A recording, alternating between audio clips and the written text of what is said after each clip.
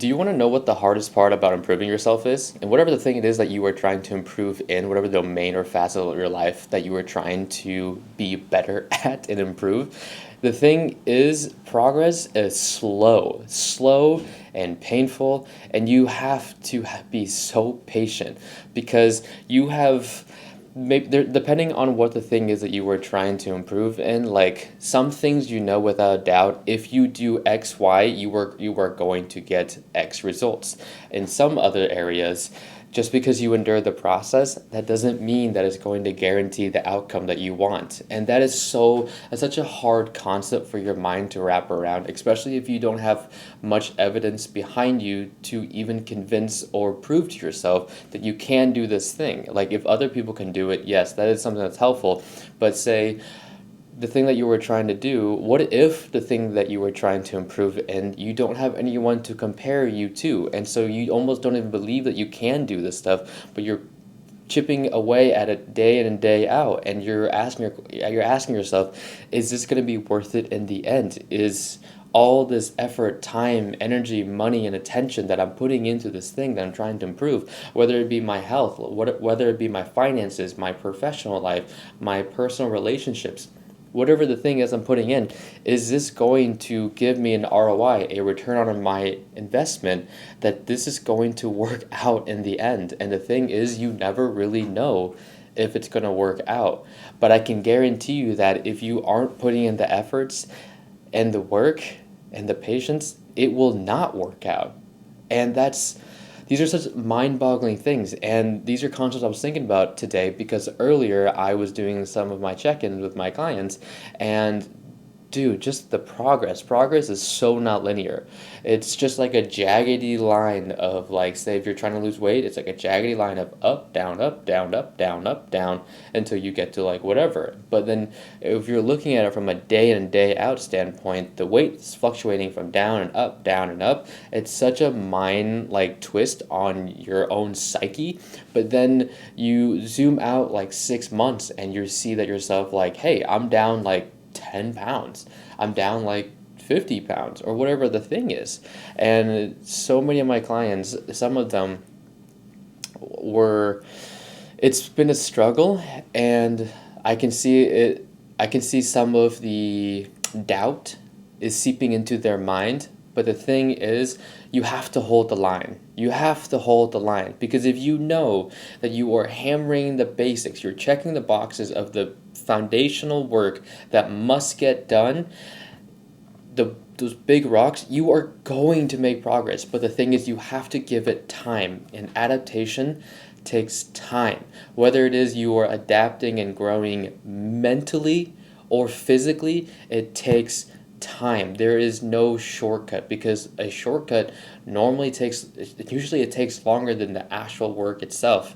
And so you have to hold the line. If you're doing the things and you know it's going to work, or you have evidence that has worked for others and not yourself just yet, you have to hold the line. You have to have faith. You have to believe in the things that you're doing, that it's going to work. And of course, when you're in it, when you're in the trenches, when you're in the weeds, it could be really hard to see it on some of those really low days, high days, but you have to find some way to tether yourself to your goal and why you started all this, and look for some glimmer, some type of reflection that this is working. Where is it working? Maybe it's not working in the big granular goal, but where is it working laterally? Some other areas, clues. And I'm just going to use the context of losing weight, right? Some people, maybe they're losing half a pound a week, half a pound a month. And sometimes that's just really slow. And of course, the rate of progress when it comes to fat loss is definitely around about 1 or 2%. That is kind of a great bubble range you want to be in. Again, it depends on where you were starting and how much extra adipose tissue you have, and etc. But that's not the main topic of this right here. But then you're looking at it, it's like, hey, I'm only budging the scale, say in this context, like 1 pound a month, and you're like, is this working? Like, how is this not working?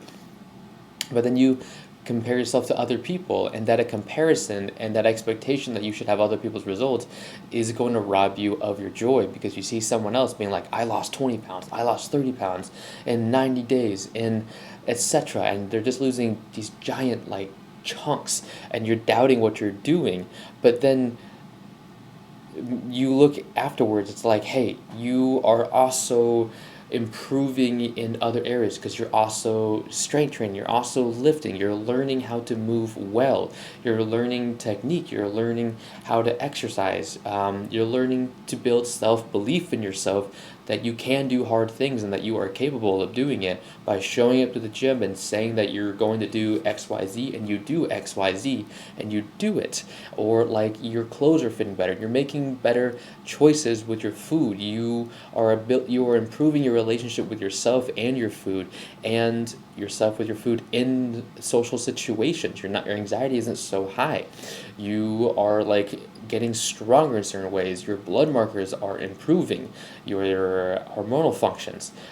Say, just your mindset and your enjoyment out of life is getting better. And just because the scale is budging very slowly, you see all these segments and like threads that are changing, and the gears are turning, and then boom, it happens. And then you are actually building the foundational tools that's going to help you in the long term, help you with the longevity factor of this, to actually keep it off for the long run. Even though right now it may seem slow, you're learning those things that matter so much, that takes so much time, that you have to earn to get there, compared to somebody else, say, who did do a crash diet, that went through a method that wasn't the most sustainable, enjoyable, or realistic method for them, but they got their quick gratification and then regained it within the next 1, 2, or 3 years back, or maybe even more.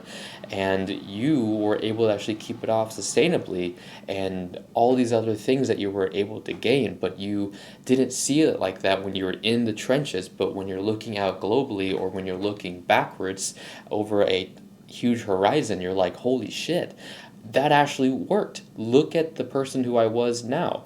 And so often that we think about progress and we're like, hey, I'm only this much, it's only moving the needle this much, I'm only learning these many skills right now, my grades are only improving this much, it's not that big giant leap I want just yet. But then take yourself back to that moment, maybe 1 year before, 2 years before, or whatever the thing is, and you would have given anything to be in this position you are in now. So why are you questioning the progress, the improvements you've made, when the thing that you asked for was just progress improvement, and not to just get there fast? And just because you're making progress is progress. Don't be upset with the rate of it if there are things on the table that you are not doing just yet. And maybe certain things you are just not within your capabilities just yet, because you're still learning how to stretch your own belief systems. You're raising the ceiling for yourself, and it just takes time for you to stretch emotionally, physically, to be okay with handling more load. And certain things just take more mental energy until it becomes almost automatic. And so you are making progress that you can't see, but it's happening. And so progress is not linear when you look at it from a big bird's eye global view. It's such a jaggedy line. And so the best advice I can give you in anything that you are trying to improve, and you have those voices of self-doubt knocking on the door, trying to bleed itself in, is to remind yourself to just hold the line. Hold the line, because the thing you are doing is working. Look around. Use what you can, and just know that it's working. And if the thing you're doing is not working, pivot, because you are growing. And that wasn't a waste of time, because you learned that this one method wasn't working. Then you pivoted and you tried something else. That's still progress. You're still being intentional with it and trying to be as strategic as you can. And it's not about being perfect. It's about just putting in honest effort time and time again, and giving time itself to it for adaptation to occur. So that's the biggest advice I can give you if you feel like you're stuck in your progress, is try to find those breadcrumbs. Try to find those different threads that just gives you a signal that this thing that you're doing is working, and hold the line. Just hold the line and see how you can improve, and just keep pushing forward. So thank you guys. Thank you for listening, and please share this with somebody that can use this, and I will catch you in the next one. Much love, my friends. Peace.